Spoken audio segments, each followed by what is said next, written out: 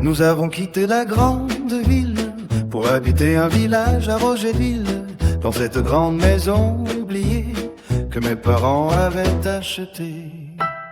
Cette maison était grande et très usagée. Le premier contact nous a beaucoup étonnés.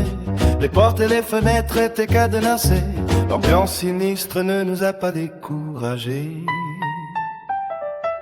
Il y avait une grange, une écurie et un jardin.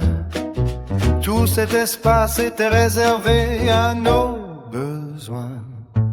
Le village accueillant, les habitants aimables, nous pouvions vivre dans cet endroit agréable. Mais voilà, hanté par le passé, la maison murmure évoquant le souvenir des âmes en ses murs.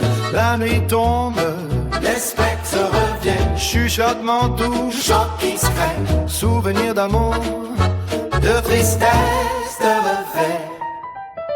Bien sûr, dans la chambrée, nous avons peur.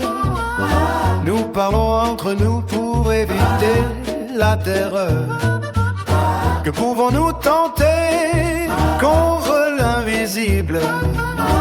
Parler au village qui nous croirait, ce serait risible. Les jours passent, les événements continuent, les chocs dans les murs, le plancher qui se soulève.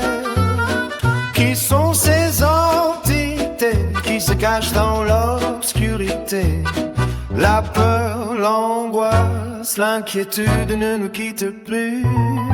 Mais voilà, hanté par le passé, la maison murmure évoquant le souvenir des âmes en ses murs. La nuit tombe, les spectres reviennent, chuchotement doux, choc discret, souvenir d'amour, de tristesse, de regret. Notre père décide alors de s'adresser aux entités. Faites ce que vous voulez, nous ne partirons jamais. Nous n'avons pas d'argent, nous ne savons pas où aller.